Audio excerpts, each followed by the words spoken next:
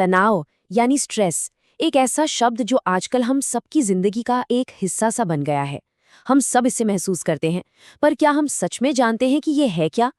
क्या ये सिर्फ काम का बोझ है या इसके पीछे कुछ और भी है? चलिए आज इसी पहेली को सुलझाते हैं और तनाव की तह तक जाते हैं। जरा इस सवाल के बारे में सोचिए। क्या हो अगर तनाव, जिसे हम कहते हैं, वो कोई एक अकेली चीज हो ही ना, बल्कि कई अलग अलग ताकतों का एक कॉम्बिनेशन हो? शायद यही वो आइडिया है जो हमें ये समझने में मदद करेगा कि स्ट्रेस असल में हमारी जिंदगी पर कंट्रोल कैसे करता है। तो इस सफर को समझने के लिए हम इसे 6 हिस्सों में देखेंगे। सबसे पहले हम तनाव को डीकंस्ट्रक्ट करेंगे, मतलब इसे तोड़कर समझेंगे। फिर हम इसके 3 मेन चेहरों से मिलेंगे, कुंठा, द्वंद्व और दबाव। और फिर हम देखेंगे कि कैसे ये तीनों मिलकर चिंता को जन्म देते हैं। और आखिर में इसका हम पर और पूरे समाज पर क्या असर पड़ता है। तो पहला कदम, आखिर ये तनाव है क्या? हम अक्सर इसे सिर्फ ऑफिस की डेडलाइन या काम के बोझ से जोड़कर देखते हैं, लेकिन ये मामला उससे कहीं ज्यादा गहरा और कॉम्प्लेक्स है। देखिए, अगर आसान भाषा में समझें तो तनाव एक तरह की अंदरूनी खींचतान है। एक तरफ हमारी ख्वाहिशें हैं, वो चीजें जो हम करना चाहते हैं, और दूसरी तरफ है हमारी जिम्मेदारियां जो हमें करनी पड़ती हैं। और जब इन दोनों के बीच टकराव होता है तो पैदा होता है तनाव। और यही तनाव हमें कुंठा, द्वंद्व, दबाव और चिंता जैसे अलग अलग रूपों में महसूस होता है। तो तनाव की इस कहानी का जो पहला किरदार है वो है कुंठा, यानी कि फ्रस्ट्रेशन। और ये एक ऐसा एहसास है जिससे हम सब कभी ना कभी तो जरूर गुजरे हैं। कुंठा मतलब फ्रस्ट्रेशन, वो फीलिंग है जब मंजिल बस सामने ही हो लेकिन बीच में एक दीवार आ जाए। सोचिए, आप एक बहुत जरूरी मीटिंग के लिए जा रहे हैं और अचानक भयंकर ट्रैफिक जैम में फंस जाते हैं। घड़ी टिक टिक करके आगे बढ़ रही है और आप कुछ नहीं कर सकते। वो जो बेबसी और गुस्से की मिलीजुली फीलिंग होती है ना, बस वही है कुंठा। और देखिए, मजेदार बात यह है कि फ्रस्ट्रेशन की वजह सिर्फ बाहरी दुनिया में नहीं होती, कभी कभी ये हमारे अंदर से ही आती है।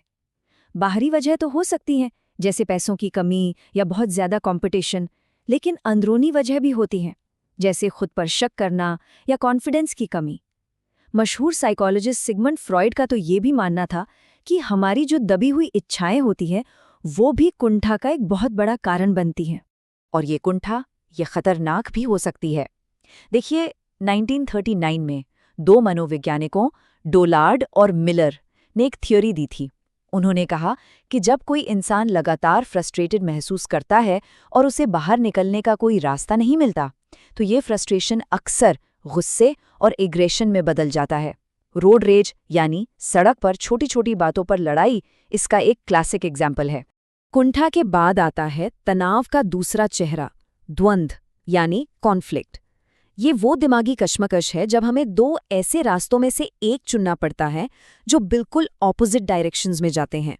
ये जो संघर्ष है ना, ये 2 तरह का होता है। एक तो वो जो हमारे अपने अंदर चलता है, मतलब दिल कुछ और कह रहा है और दिमाग कुछ और दूसरा संघर्ष होता है लोगों के बीच में, जब 2 लोगों की सोच, जरूरतें या चाहतें आपस में टकरा जाती हैं। साइकोलॉजिस्ट कर्ट लेविन ने इस अंदरूनी संघर्ष को 3 मजेदार हिस्सों में बांटा है। पहला है अप्रोच, मतलब जब 2 अच्छी चीजों में से एक को चुनना हो, जैसे 2 पसंदीदा आइसक्रीम फ्लेवर्स के बीच चुनना। दूसरा है अवॉइडेंस, यानी 2 बुरी चीजों के बीच में से एक को चुनना। सीधी भाषा में कहें तो आगे कुआं पीछे खाई। और तीसरा, जो सबसे आम और सबसे मुश्किल है, वो है अप्रोच अवॉइडेंस। यहाँ एक ही चीज में कुछ अच्छा भी है और कुछ बुरा भी। जैसे एक ऐसा प्रमोशन जिसमें सैलरी तो डबल हो रही है, पर साथ में जिम्मेदारियां और स्ट्रेस भी डबल हो रहा है। अच्छा, तो कुंठा और द्वंद्व के बाद अब आता है तनाव का तीसरा साथी, दबाव यानी प्रेशर। ये वो भारी बोझ है जो हमसे कुछ कर दिखाने की, कुछ साबित करने की उम्मीद करता है। दबाव तब महसूस होता है जब उम्मीदों का पहाड़ हमारी काबिलियत से ऊंचा लगने लगता है। और ये दबाव सिर्फ बॉस की डेडलाइन या समाज की उम्मीदों से ही नहीं आता। सच तो यह है कि अक्सर हम खुद पर ही सबसे ज्यादा दबाव डालते हैं, हमेशा परफेक्ट होने का दबाव। लेकिन क्या दबाव हमेशा बुरा होता है? जी नहीं, बिल्कुल नहीं। यर्क्स-डोडसन लॉ हमें बताता है कि थोड़ा बहुत दबाव तो अच्छा प्रदर्शन करने के लिए जरूरी है। ये बिल्कुल एक गिटार के तार जैसा है। अगर तार बहुत ढीला है तो कोई संगीत नहीं बजेगा, लेकिन अगर आप उसे बहुत ज्यादा कस देंगे तो वो टूट जाएगा। परफेक्ट परफॉर्मेंस के लिए परफेक्ट टेंशन जरूरी है। सारा खेल बैलेंस का है। और जब कुंठा, द्वंद्व और दबाव का ये कॉकटेल हद से ज्यादा हो जाता है तो जन्म होता है तनाव के फाइनल और सबसे डरावने रूप का, चिंता, जिसे हम एंग्जाइटी कहते हैं। चिंता असल में भविष्य का डर है। ये एक ऐसे खतरे के लिए हमारे शरीर और मन का अलार्म सिस्टम है जो शायद असल में हो भी ना। ये सिर्फ एक एहसास नहीं है, ये तेज धड़कन, पसीने से भीगे हाथ और दिमाग में लगातार चलने वाली एक बेचैनी की सुनामी है। चिंता को हम 2 लेवल्स पर समझ सकते हैं। एक है बायोलॉजिकल लेवल, जहां हमारा शरीर फाइट और फ्लाइट मोड में चला जाता है। ये हजारों साल पुराना सर्वाइवल मैकेनिज्म है जो हमें खतरे के लिए तैयार करता है। इस दौरान कॉर्टिसोल जैसे स्ट्रेस हार्मोन्स रिलीज होते हैं। और दूसरा है साइकोलॉजिकल लेवल, जहां ये हमारे पुराने बुरे अनुभवों, हमारी नेगेटिव सोच या हमारे अंदर चल रहे नैतिक संघर्षों से पैदा होती है।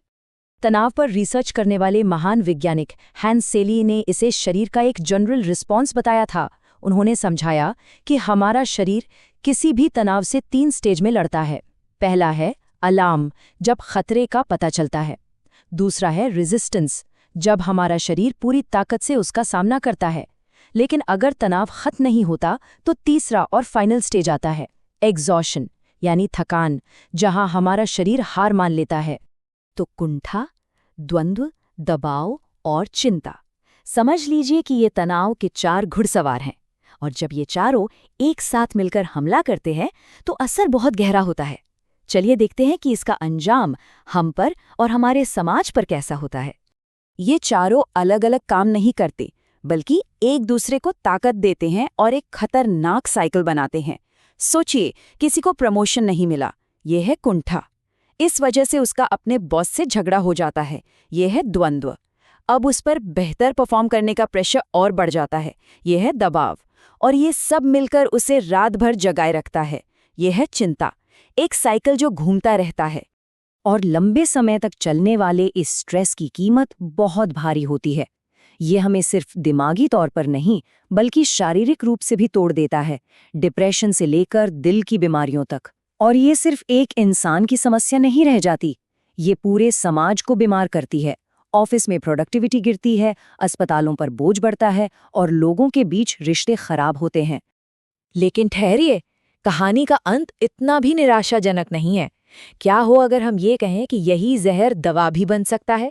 जी हाँ, जिन ताकतों ने हमें तोड़ा है वो ही हमें बना भी सकती हैं। सुनने में शायद अजीब लगे, पर ये सच है।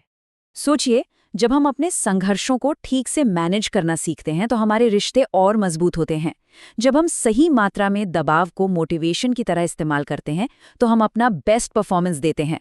और जब हम फ्रस्ट्रेशन की दीवारों को तोड़कर आगे बढ़ते हैं तो हम पहले से कहीं ज्यादा ताकतवर बनकर निकलते हैं। तो सवाल इन्हें खत्म करने का नहीं है, सवाल इन्हें सही दिशा देने का है। तो आखिर में बात बस इतनी सी है, तनाव जिंदगी की एक सच्चाई है, हम इससे भाग नहीं सकते।